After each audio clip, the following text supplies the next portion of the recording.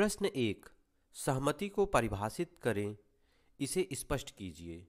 भारतीय दंड संहिता में सहमति को परिभाषित नहीं किया गया है, परंतु संहिता में कई स्थानों पर सहमति शब्द का प्रयोग अवश्य किया गया है।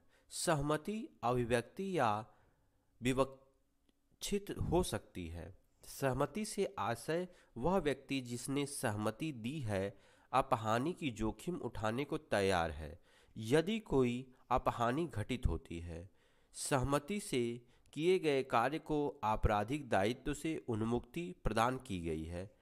इसमें जैसे कि डॉक्टर है, तो डॉक्टर आपने देखा होगा कि डॉक्टर ऑपरेशन करने से पहले एक बॉन्ड साइन कराता है कि मरीज के जीने मरने की जिम्मेदारी हमारी नहीं है। अगर ऑपरेशन के दौरान कोई दुर्घटना हो जाती है तो इसे दायित्व से डॉक्टर मुक्त होता है, उस पर मुकदमा नहीं लगाया जा सकता है। अगला प्रश्न है प्रश्न 2, प्रयत्न या तैयारी में क्या अंतर है? उत्तर है, प्रयत्न करना एक अपराध माना जाता है जबकि तैयारी करना स्वयं में अपराध नहीं है। प्रयत्न तब कहा जाता है जब किसी अपराध को करने की चेष्टा की जाती है और किसी अपराध को करने के लिए साधन जुटाया या उपायों की व्यवस्था करना तैयारी है। प्रश्न इसका 3, संहिता अपराध करने के प्रयत्न को दंडनीय घोषित करता है, अर्थात अपराध करने का प्रयत्न दंडनीय होता है जबकि सामान्य अपराध की तैयारी करने को दंडनीय अपराध नहीं माना जाता है।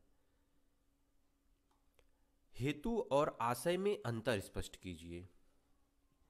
उत्तर है, पहला, आशय इच्छा की वह कार्रवाई है जो किसी प्रत्यक्ष कार्य को निर्देशित करता है, जबकि हेतु प्रयोजन वह संवेग है जो इच्छा की कार्रवाई को प्रोत्साहित करता है या इच्छुक व्यक्ति का अंतिम उद्देश्य है।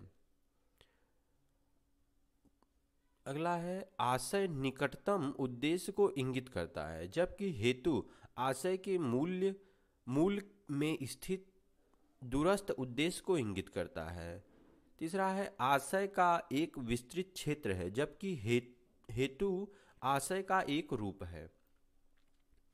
प्रश्न 4, कूटकरण को परिभाषित कीजिए। कूटकरण जैसे किसी चीज का किसी ने निर्माण किया है और उसी का हूबहू जैसे जीरोक्स कर लेना कूटकरण में आता है। अगर उस आदमी ने कॉपीराइट का मामला ये होता है तो भारतीय दंड संहिता 1860 की धारा 28 में कूटकरण की परिभाषा दी गई है, जिसके अनुसार जो व्यक्ति एक चीज को दूसरी चीज से सदृश इस आशय से निर्मित करता है कि वह उस सदृश से प्रवंचना करे या यह संभाव्य जानते हुए करता है कि तद्द्वारा प्रवंचना की जाएगी, वह कूटकरण करता है, यह कहा जाता है। अगला है प्रश्न 5, सामान्य आशय से आप क्या समझते हैं? उत्तर है, सामान्य आशय से तात्पर्य है चित्त का मिलना। जब कई व्यक्तियों को किसी कार्य को करने में उस कार्य के आशय की जानकारी हो, कहा जाएगा कि उनके चित्त का मिलना है, अतः सबका सामान्य आशय है। भारतीय दंड संहिता की धारा 34 में प्रावधान किया गया है कि सामान्य आशय को अग्रसर करने में कई व्यक्तियों द्वारा किए गए कार्य अथवा जबकि कोई आपराधिक कार्य कई व्यक्तियों द्वारा अपने सबके सामान्य आशय को अग्रसर करने में किया जाता है, तब ऐसे व्यक्तियों में से हर व्यक्ति उस कार्य के लिए उसी दायित्व के अधीन है मानो वह कार्य अकेले उसने किया है।